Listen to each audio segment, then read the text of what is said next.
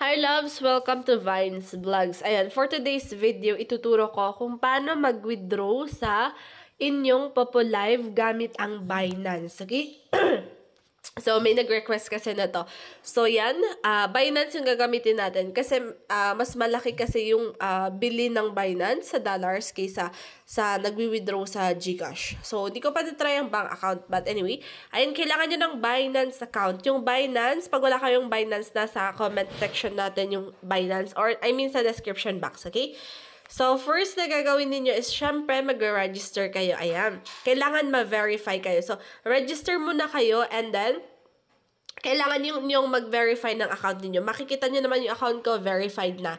So, yan yung kailangan natin. And of course, after ma-verify, kailangan naka-Binance Pro kayo.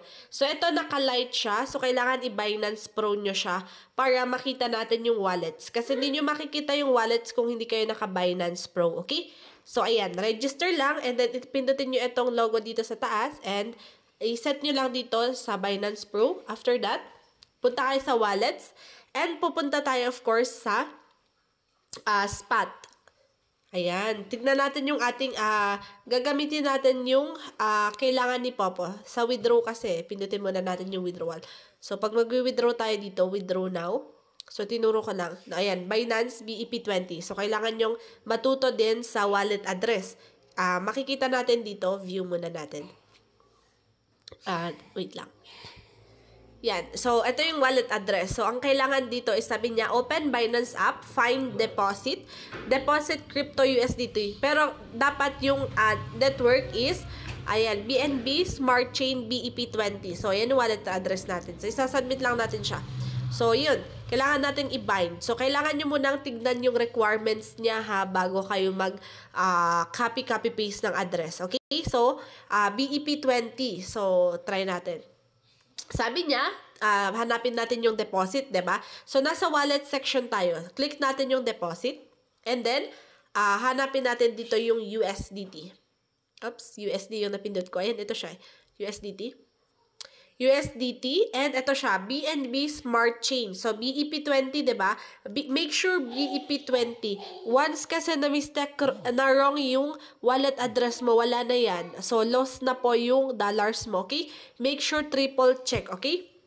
So, ito yung ating BNB Smart Chain, BEP20.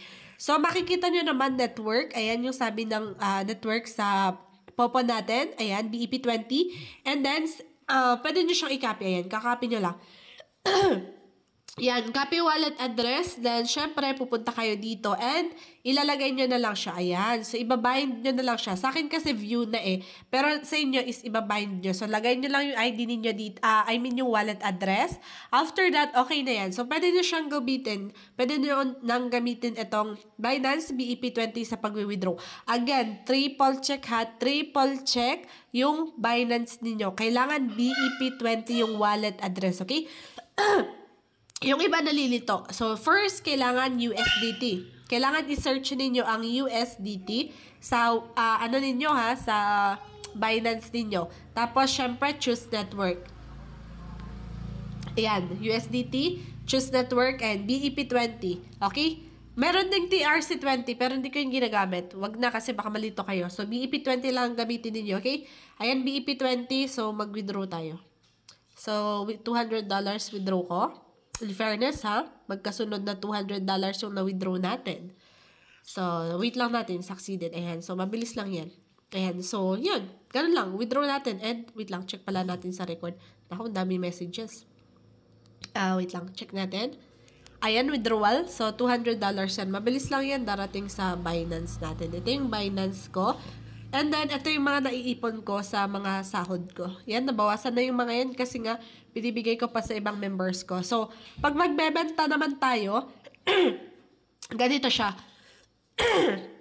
Excuse me, talagang sinisipon ako. Punta kayo, dito overview kasi. Lahat ng makikita mo dito is total balance mo, lahat-lahat. Galing sa spot and funding. So, number 1, dito siya mapupunta sa spot yung magiging withdrawal mo.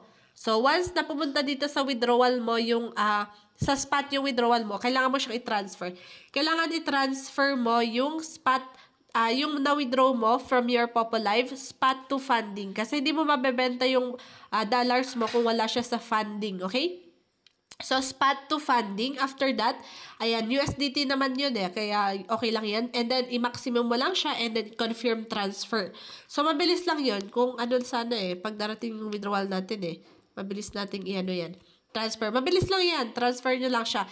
And, punta tayo sa funding. Ayan yung funding. Nandito yung aking $380 dollars na transfer ko to sa mga payouts ko sa Popo, okay? So, paano tayo mag-withdraw? Gagamitin natin yung GCash or bank accounts natin or Paymaya pwede rin. Pero mas malaki yung bili nila dito, okay? So, punta tayo dito sa may P2P. Ayan, P2P, pipilitin natin yan. I have read and agree, okay? So, ito, nakabuy siya. So, pipindutin natin tong sell. So, pindutin natin yung sell sa P2P, and itong payment. Isa-set natin siya into GCash. Hops, bakit walang GCash? Bakit walang GCash? Oh, no results. Payment. Amount dapat to. Wait lang. Bakit? Anong nangyari? Amount. Try natin. 110 times. Tapos, payment. Dapat GCash. Bakit nangyari? Nawala ang GCash. Nawala ang GCash. Anong nangyari sa GCash? Ito yung mga payment methods kung saan sila magbabayad. Wait nga. Ayusin natin. Refresh ko lang. P2P ulit. To avoid victim scammer cryptocurrency, I have read and agree. Try i-exit natin. Ayaw niya. Ayan, so ulitin natin. Medyo, ewan ko ba't nawala yung GCash. P2P, pindutin natin yung P2P. And then, ayan, make sure pindutin nyo yung sell ha, sell. Tapos, payment method. Sa payment method tayo, i-search na lang natin ang GCash. Ayan, lumabas yung GCash. So, ipindutin nyo lang yung GCash, then confirm natin siya. Ayan.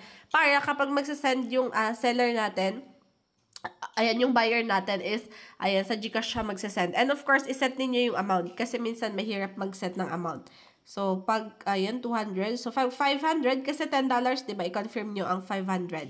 Ayan, so, yung GCash natin, magkano yung bili nila? Naka-USD pala tayo. OMG, PHP dapat.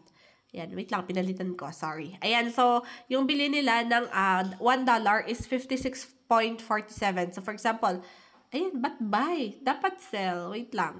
Nagkakagulo na tayo dito, Jai.